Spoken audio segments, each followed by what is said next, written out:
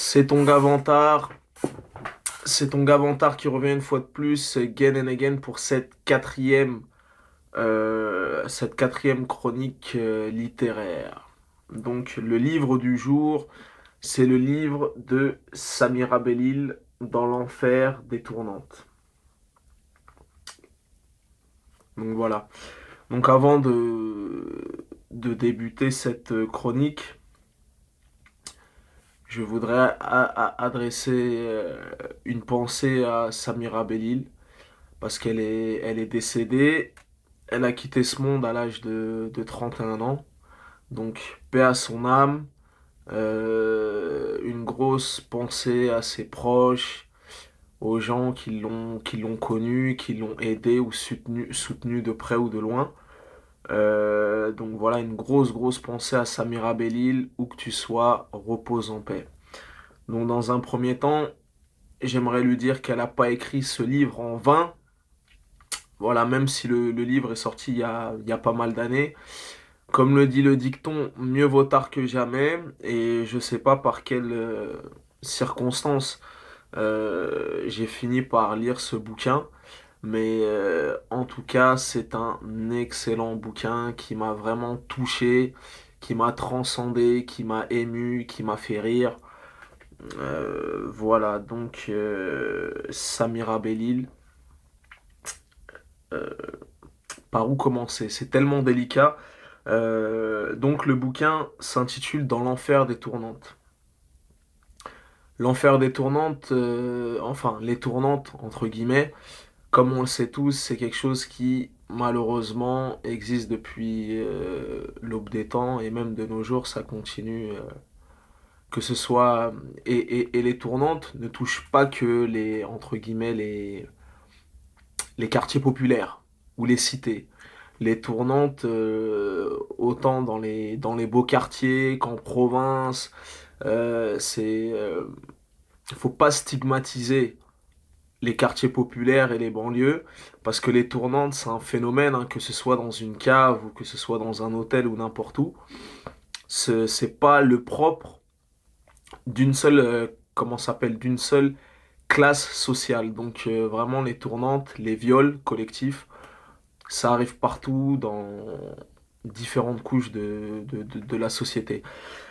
Samira Belil a été l'une des premières, comment ça s'appelle, à dénoncer ce phénomène, à briser la loi du silence, à briser les tabous. Ça a été l'une des premières. Donc voilà, ça a été l'une des premières. Et justement, comme elle l'explique au départ du bouquin, dans la petite intro du livre, justement, elle dit qu'elle écrit ce bouquin pour dénoncer ça, pour mettre en garde ses petites sœurs, comme elle les appelle. Voilà, donc c'est un livre, malgré... Parce qu'en fait, quand je le lisais, je montrais à mes collègues, à mes amis, à ma famille que je lisais ce livre. La première réaction des gens en lisant le livre Dans l'enfer des tournantes, ouh là là, mon Dieu, ça doit être glauque, ça doit être violent. Donc il y avait tout de suite un rejet. Et au final, ce bouquin, c'est un bouquin qui est plein de vie, plein d'espoir, d'humanité. Elle parle vraiment de ça avec pudeur, avec retenue. Et moi personnellement, c'est un très beau bouquin. C'est-à-dire que au-delà, bien sûr, de la barbarie, du côté glauque, du côté pathétique, de la violence, que ce soit la violence morale, physique, psychologique, c'est un bouquin qui est plein de vie. C'est le parcours d'une petite femme. Voilà, c'est plein de vie, c'est touchant, c'est humain, c'est plein d'anecdotes. Et vraiment, moi, c'est vraiment les aspects humains qui m'ont touché dans ce bouquin. Et comme je l'ai dit depuis ma première chronique littéraire, celle de Zlatan Ibrahimovic, moi, jusqu'à la fin de ma vie, je ne lirai que des biographies. Il n'y a que ça qui m'intéresse. Et voilà, il y a quelques petits passages. Il y a quelques passages où, si tu vis dans des quartiers populaires, il y a des petits passages qui vont forcément te faire sourire où tu pourrais éventuellement te reconnaître. Et moi, vraiment, ce bouquin, il m'a vraiment, vraiment, vraiment touché. Euh, Parce que tu peux te mettre, tu, tu, tu peux te faire une idée. Tu peux te faire une idée éventuellement de ce qu'on pourrait ressentir, entre guillemets, quand on se fait violer. Enfin, c'est un grand mot quand je dis ça.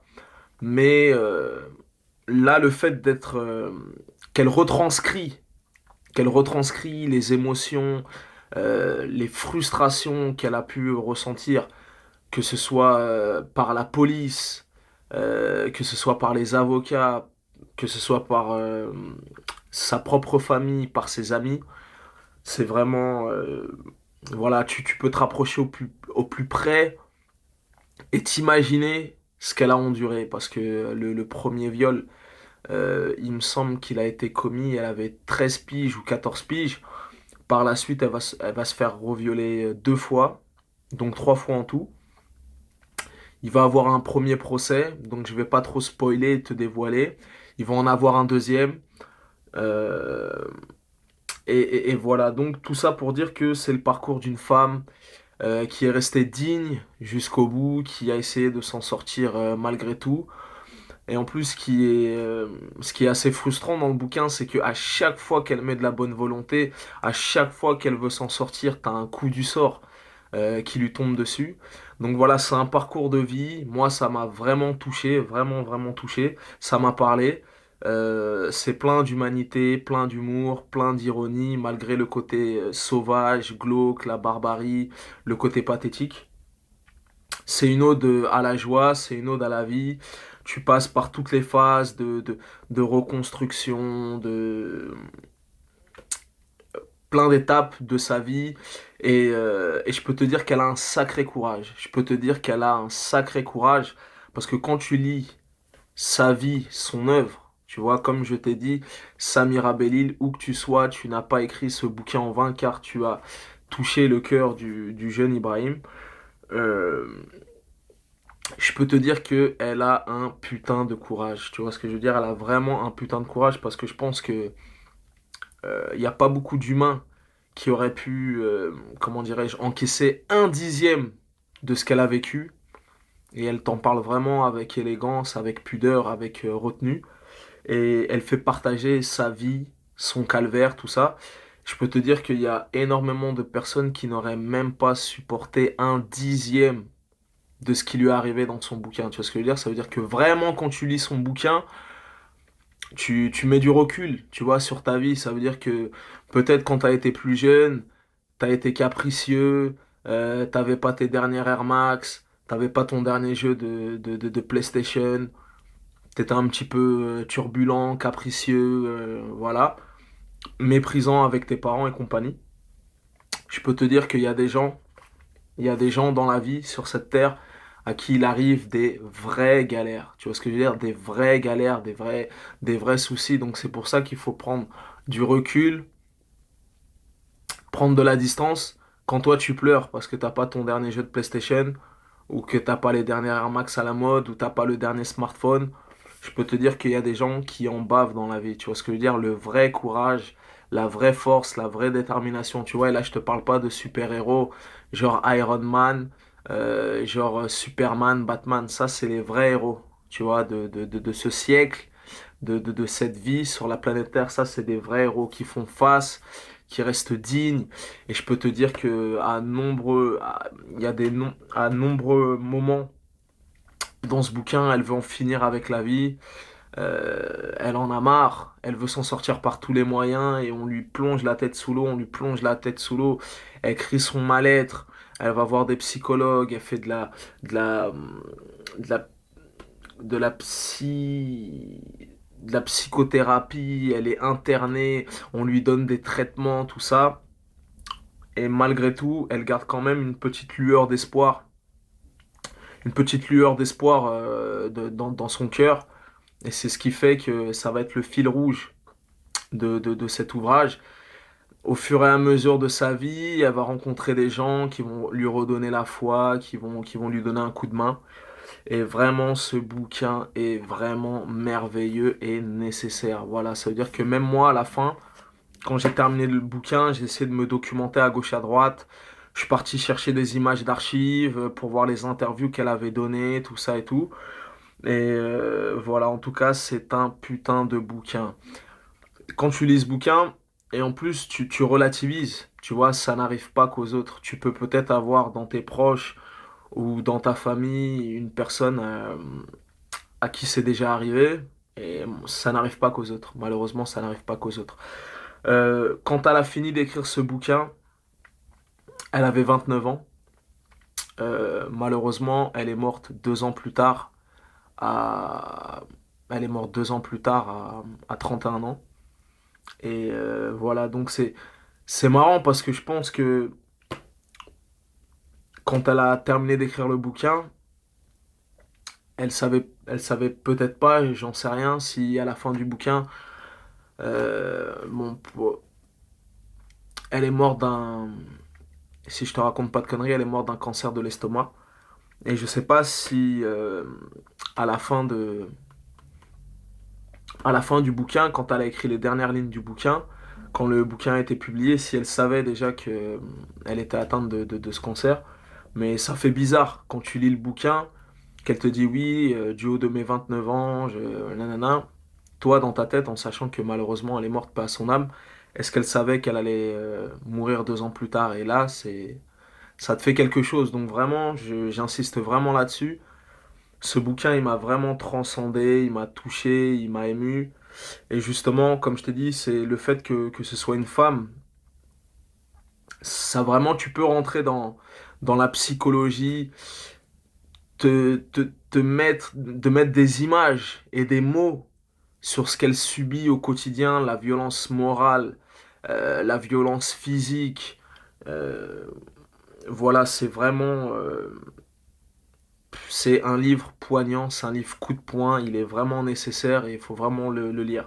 D'ailleurs, j'ai noté 2 petits passages, tu vois, donc je t'en ai pas trop divulgué pour pas spoiler le bouquin, tu vois, je peux pas te faire une bande-annonce ni te raconter les différentes choses qui se passent dans ce bouquin, mais j'ai noté 2 petits passages que je voulais te lire, 2 petits passages pour te donner une petite idée. Alors, cette expérience me donne une envie grandissante d'écrire ce livre. Chaque mot sera choisi, bien réfléchi, bien mûri. Ce livre aura le poids de ce que j'ai vécu, la valeur de mes réflexions et de ma rage de m'en sortir. Ce livre laissera la trace ineffaçable de mon vécu et je pourrai enfin ranger mon histoire sur l'étagère d'une bibliothèque. Voilà. Et il y a un deuxième passage aussi que je voulais te lire. Euh, Lorsque mon livre est sorti, je n'avais pas je n'avais pas la prétention d'arrêter les viols collectifs.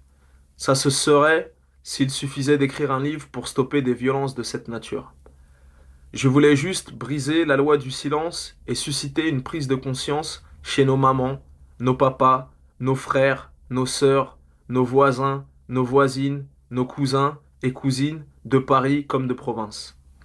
En fait, j'ai voulu atteindre la société dans son ensemble, briser cette loi du silence qui nous fait tant souffrir et avec laquelle nous avons accepté de vivre depuis trop longtemps. Tu vois? Donc, le combat continue. Le combat continue. Tu vois ce que je veux dire? Samira, tu n'as pas écrit ce bouquin en vain. Moi-même, à travers cette chronique, si je peux convaincre ne serait-ce qu'une seule personne de lire ce bouquin, sa mémoire perdurera. Et voilà. Mais en tout cas, comme je vous l'ai dit, ne vous méprenez pas. Ça pourrait paraître un bouquin glauque.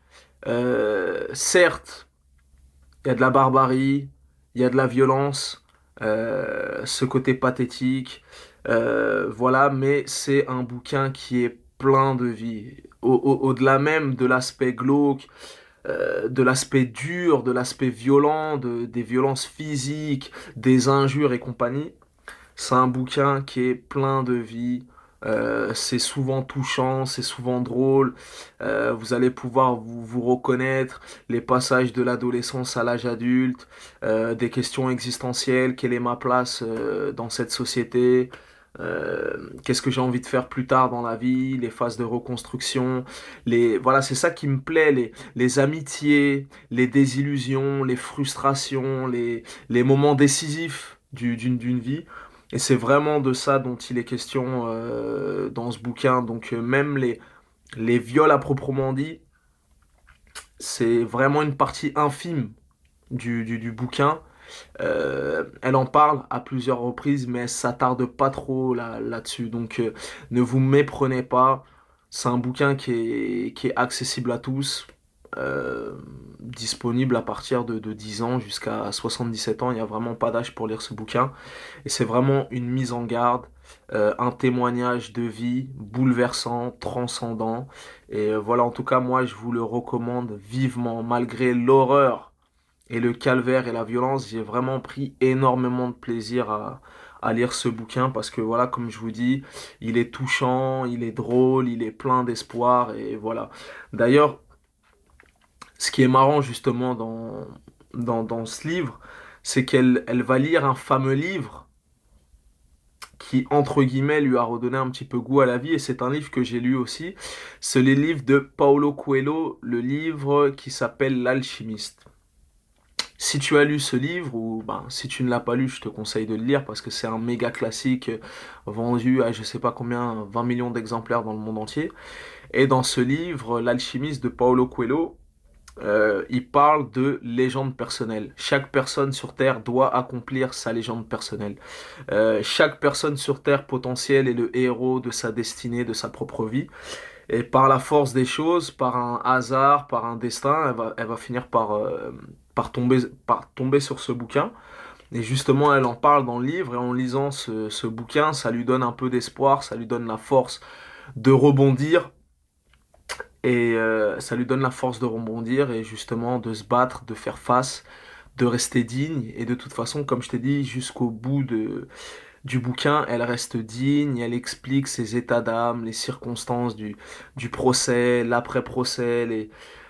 C'est vraiment un bouquin nécessaire, vital, je vous le recommande vivement. Il est très très très très très lourd. Donc voilà, Samira Belil repose en paix.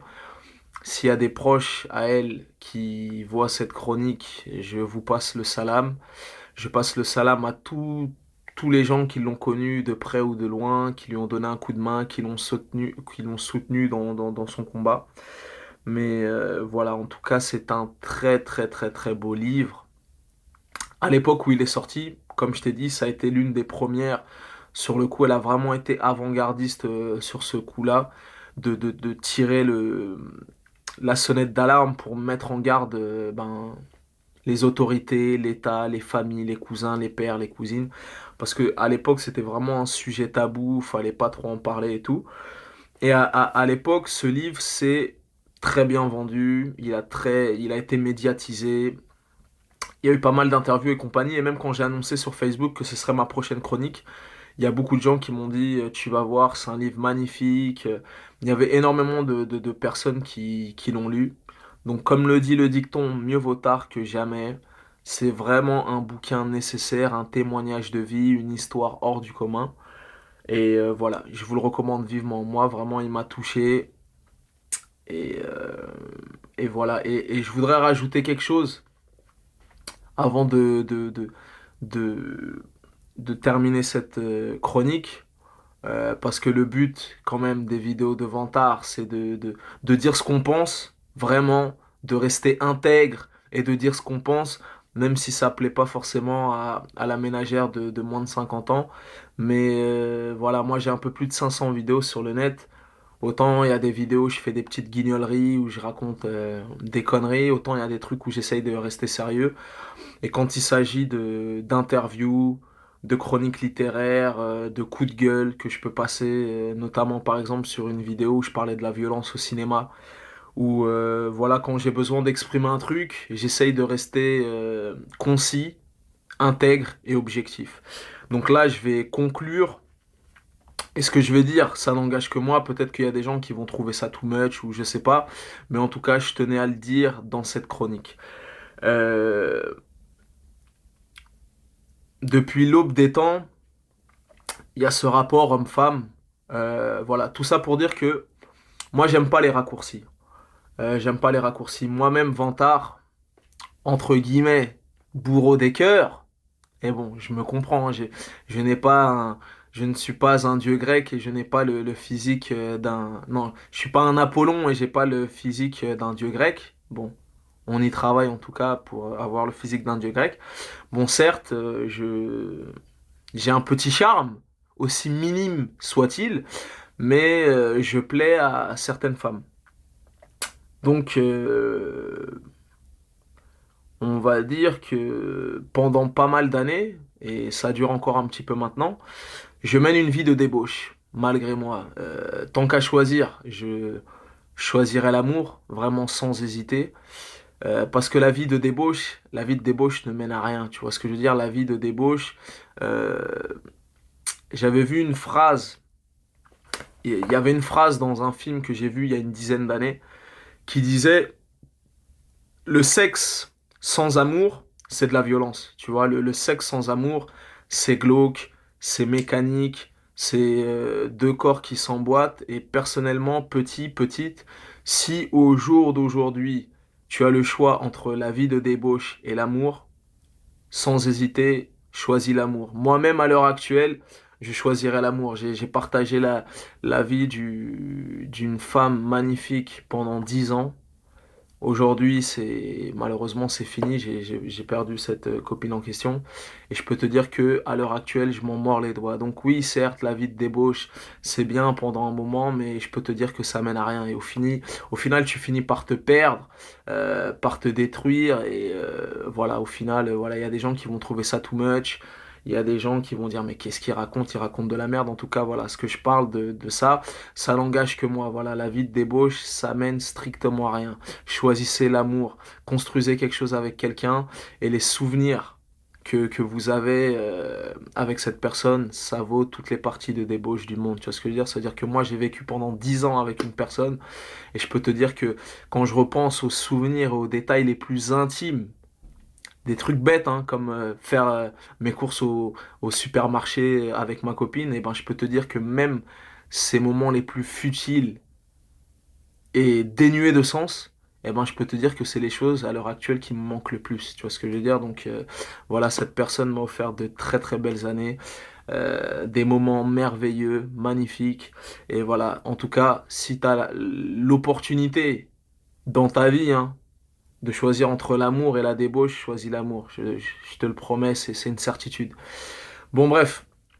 Donc, comme je t'ai dit, j'ai mené une vie de débauche, d'errance sexuelle. D'ailleurs, malheureusement, ça continue un petit peu. Et tout ça pour dire que moi, j'aime pas les raccourcis. J'aime pas les raccourcis et je m'explique.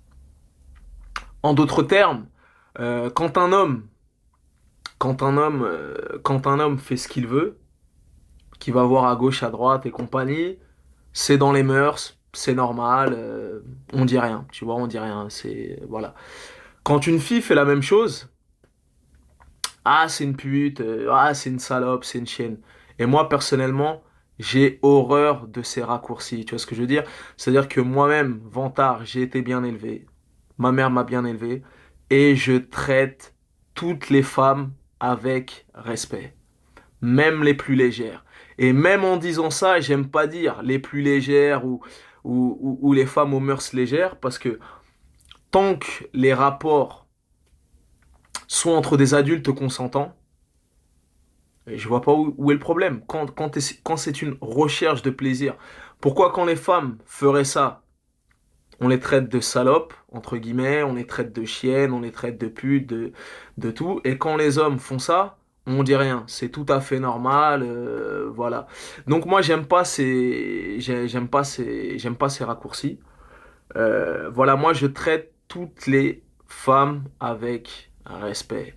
On est tous des êtres humains, on a une conscience. Tu es conscient, chaque personne est responsable de ses actes. Tu vois ce que je veux dire? Donc moi j'aime pas ces raccourcis et pour ça et pourquoi je dis ça? Parce que Je pense que la violence et le mépris pour l'être humain, il commence à ce niveau-là. Tu vois ce que je veux dire? Ça veut dire que quand tu es en bas de ton bloc, ou quand tu es au taf, ou quand tu es en vacances, ou dans un camping, ou n'importe où sur Terre, et que tu commences à dire, ouais, la meuf, c'était une chienne, c'était une salope, c'était une pute et compagnie, je pense que la violence, euh, indirectement, elle commence à ce moment-là. Tu vois ce que je veux dire? Dès que tu tiens ce genre de propos, que tu as cette attitude méprisante et dégradante envers la femme, c'est à ce niveau-là qu'elle commence la violence. Tu vois ce que je veux dire? Donc voilà. Chaque personne, j'insiste bien là-dessus, chaque personne a une conscience, à part les fous, ceux qui sont internés et compagnie, chaque personne a une conscience et est responsable de ses actes. Que ce soit l'homme ou la femme, tant que c'est des adultes, tant que c'est des rapports entre adultes consentants, une recherche de plaisir mutuel, nous sommes des personnes épicuriennes qui aimons la vie et tout ce qu'elle offre, tout ce qu'elle propose. Où est le problème? Tu vois ce que je veux dire? Ça veut dire que dans ces cas-là, ben alors, on va dire que moi aussi j'ai les mœurs légères.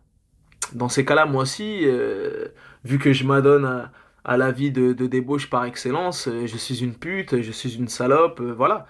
Donc moi, j'aime pas les raccourcis. J'aime pas les raccourcis. Bien sûr, mon discours, comme je l'ai dit, n'engage que moi. Je vais pas changer la face du monde, mais je pense que euh, la violence, elle s'installe à ce niveau-là. À partir de ce moment-là, la violence ça va pas forcément conditionner et amener au viol, mais la violence, elle commence à ce niveau-là. La violence, elle commence à ce niveau-là.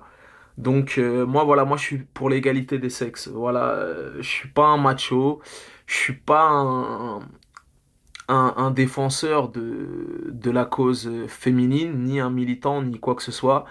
Je suis juste un mec qui a été bien élevé. Je traite toutes les femmes avec respect. Je n'ai aucun mépris. Voilà. Et je te dirais même pas des femmes avec des mœurs légères ou des femmes légères ou quoi, parce que moi-même, je suis un homme avec des mœurs légères. Donc voilà. Respecter les femmes, euh, quelles que soient leurs mœurs, leur pédigré. On est tous des adultes. On a une conscience, chacun est responsable de ses actes. Donc voilà, vraiment, ça n'engage que moi, hein. Il y a des gens qui vont trouver ça too much, il y a des gens qui vont hurler au scandale, oui, mais Vantard, mais pourquoi tu dis ça et tout, voilà, ça n'engage que moi. Moi, je suis pour l'égalité des sexes, pour que les hommes et les femmes, parce que voilà, faut pas se voiler la face. Il y a plein de problèmes qui sont pas réglés. Oui, les femmes ont obtenu le droit de vote, mais les salaires sont toujours pas alignés sur ceux des hommes, et il y a beaucoup de... Voilà, l'homme n'est pas l'égal de la femme, hein. Chacun doit rester à sa place, comme des philosophes et des historiens l'ont démontré, et tout ça, mais euh, en tout cas, c'est un long combat et il y a beaucoup de choses qui sont injustes envers les femmes. Il y a beaucoup de choses qui sont injustes envers les femmes, notamment les salaires et plein de choses, parce que bon, je déborde un petit peu, mais même quand je pense aux femmes qui élèvent leurs enfants toutes seules, voilà, il y a beaucoup de maris volages ou de maris lâches. Et d'ailleurs aussi, c'est un point que j'ai oublié de parler dans cette chronique. Elle parle justement de la lâcheté des hommes dans ce bouquin à différents passages et à différents moments. Et voilà, donc les femmes, au final, sont peut-être les vrais héros de ce siècle. Voilà, et moi je voudrais rendre hommage aussi à toutes ces femmes, ces mères seules, ces mères isolées, qui élèvent leurs enfants toutes seules, voilà, dans la dignité, et voilà, parce qu'il y a énormément de... Certes, il y a aussi des hommes bien hein, qui élèvent leurs enfants tout seuls, il y a aussi des hommes bien qui font la vaisselle, qui s'impliquent un minimum, mais bon, c'est malheureusement dans les quartiers populaires, beaucoup de divorces, même dans les quartiers chics, et beaucoup de toute classe sociale, et il y a énormément de femmes isolées, de femmes seules, qui élèvent leurs enfants. Donc voilà, je voudrais leur rendre un hommage, saluer leur courage et voilà, peut-être que les femmes sont les héros de ce siècle. Voilà, c'était Vantard. Tout ce que j'avais à dire concernant... Ah, attendez. Allô? Ouais, ouais, ça va? Oui, et toi? Non, non, je suis en vacances. Ouais. Non, mais je pars la semaine prochaine. Bah oui. Oui, oui, c'est... Ouais, ouais, ça y est, je les ai récupérés. Ouais, ouais, ouais, sans problème, je les ai récupérés. Non, elle est pas là. Elle est pas là du tout, je sais pas. Ah, aucune idée, je viens de me réveiller à l'instant, donc je sais pas si elle est au marché ou... je sais pas. Bah, je connais pas les horaires de votre marché, de votre marché aux patates. Voilà, exactement. Ah, t'es à Marseille? Il fait... Ok, d'accord.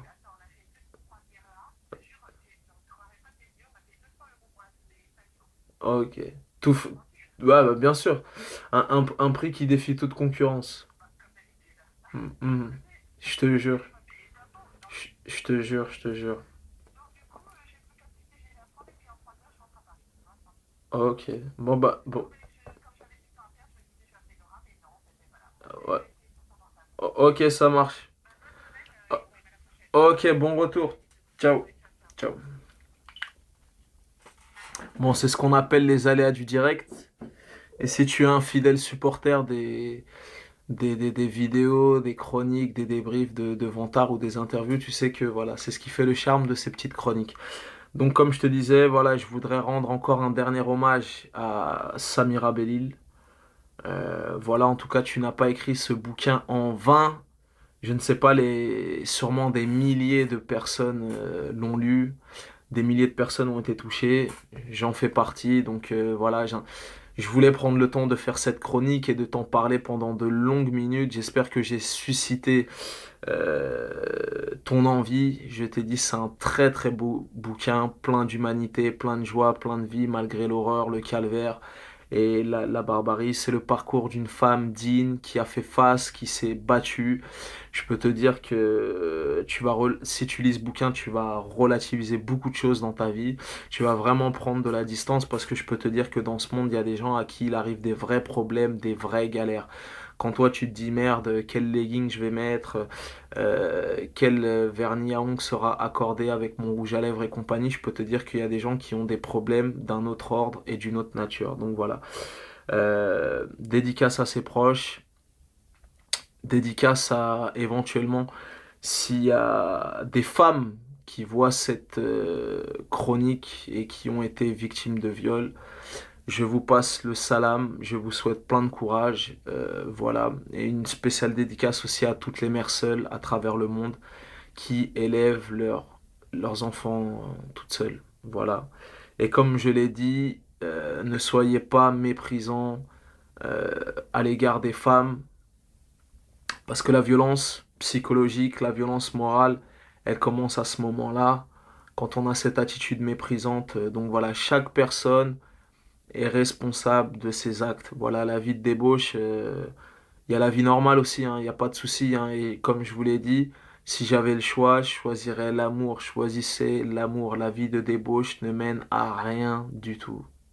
Ah, tu t'y perds plus et au final tu te détruis plus, tu te brûles les ailes plus qu'autre chose. C'est bien un très court terme, vraiment vraiment à court terme, et je sais même pas vraiment si je peux t'en vanter les mérites, mais choisis l'amour, choisis l'amour, choisis l'amour. Et au-delà même de la violence et de la barbarie de ce bouquin, c'est vraiment d'amour dont il est question dans ce bouquin, et elle t'en parle avec pudeur, avec voilà, bref, Samira Belil dans l'enfer des tournantes à lire de toute urgence, livre coup de poing, livre choc. C'était ton Gavantar, peace and love, prenez soin de vous, faites attention à vous. Le combat continue. Et voilà, Samira Belil, où que tu sois, repose en paix. Ton livre m'a vraiment touché au cœur. Peace and love.